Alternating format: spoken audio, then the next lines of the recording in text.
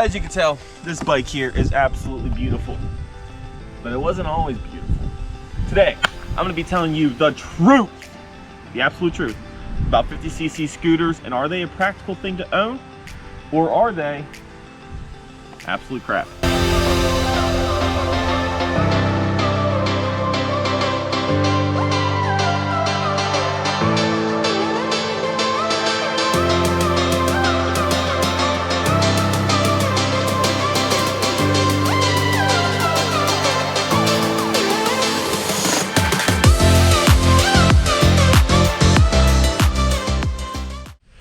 So I'm out here today with Mechanic Dave. Together, we're going to be doing a breakdown review of a 50cc scooter. Gives you the insights on this thing before you decide to hit add to cart while you're on Amazon. It is a beautiful, beautiful piece of equipment, but it wasn't always so beautiful. We had some hiccups to begin with, but as time went on, we made a few modifications to it. And now it runs like an absolute beast on the road. I dare say this thing is a hog on the road. You should see how many Harleys I pass while riding this thing on the road. The number is 0, but the day I pass one, you should be there. We're gonna turn it over to Mechanic Dave because I want him to give you all the insights on what he did to soup this thing up, because I know absolutely nothing about this stuff, but he is a certified mechanic. Not on scooters, but you know. Not on anything. not on, I don't know where that certification YouTube came. certified. Some of you guys were wondering how we got to the point where we're at. We're here to answer some of those questions. We do want to specify and make this clear. 50cc's are junk. The GY6 is an amazing platform. The 50cc is not enough for this scooter. Top speed before was 25 miles an hour. 25 miles an hour. Groundhog? That's a groundhog? Yeah. You're ruining my filming. Get back in your hole. Quit interrupting us, man. So, we got 26 miles on the original engine before catastrophic failure happened. Right now, the odometer reads 155. Yeah. But it didn't come that easy. We have gone through several different pistons. We've gone through several cylinders. The original engine that came with the bike, the piston, the top compression ring broke. It was bypassing oil. It was burning oil like crazy. You would get clouds of white smoke. Yeah, clouds of white smoke. It was all bogging out. Makes sense. Put a new piston inside it. Put a new a cylinder on it. That was still a 50cc. The timing chain broke. The timing chain is smaller than the one on your kid's tricycle, I promise you. So that's whenever we made the decision to step it up to a 100cc big bore kit, which is actually about an 80cc.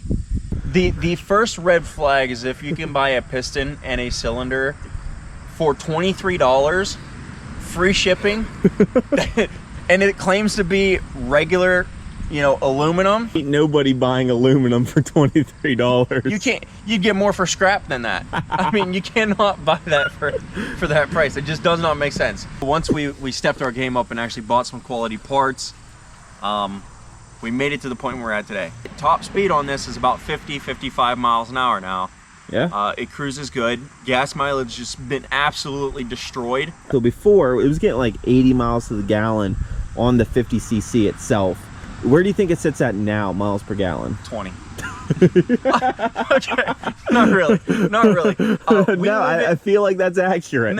Take it with a grain of salt. We're just letting you guys know these things are not good right off the crate of Amazon, right from the back of the truck. They're not that good. They're fun. Don't get me wrong. They are fun. If you want to putt around on your yard, they are absolutely great. If you got a nice wide open space and you want to just go out there and rip little circles, a 50cc is beautiful. Go for it. This claims to be a street legal bike. Yep. Top speed on this before was 25.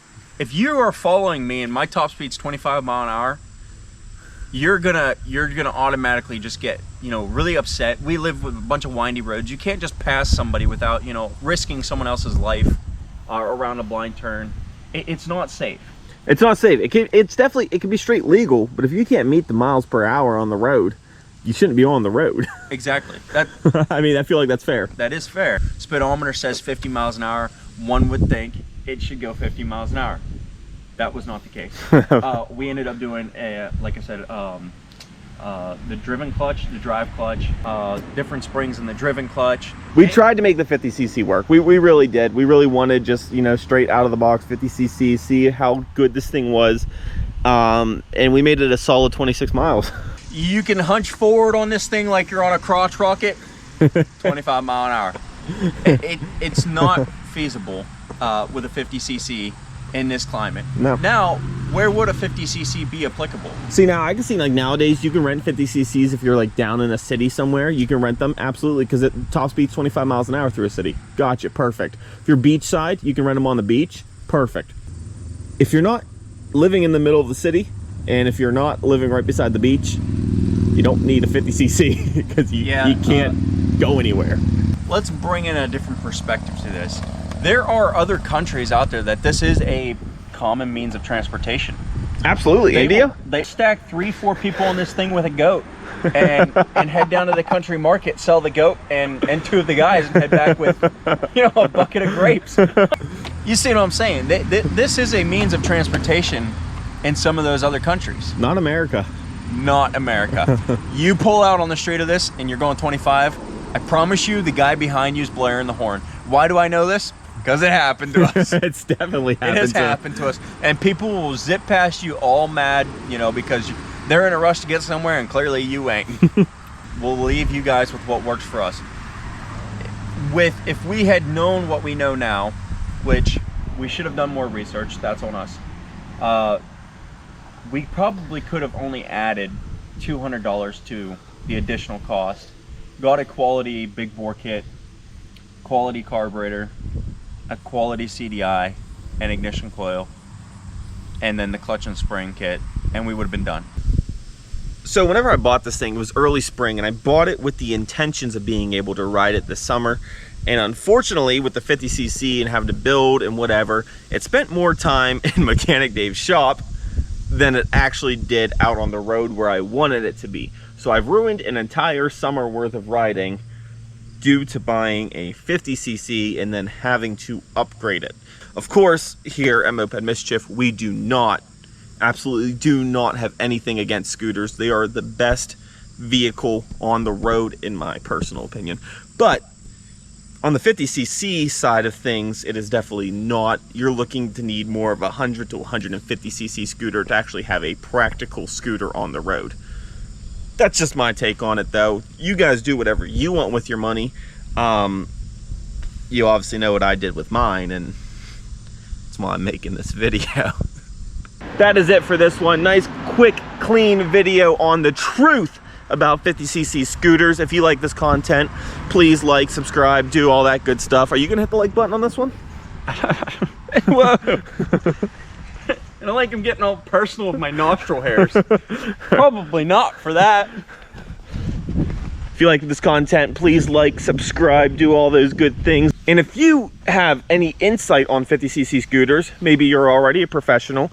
I know I definitely am not. If you know something that's worked for you, you can leave it down in the comment section. Until next time, keep on scooting. We'll see you on the next one.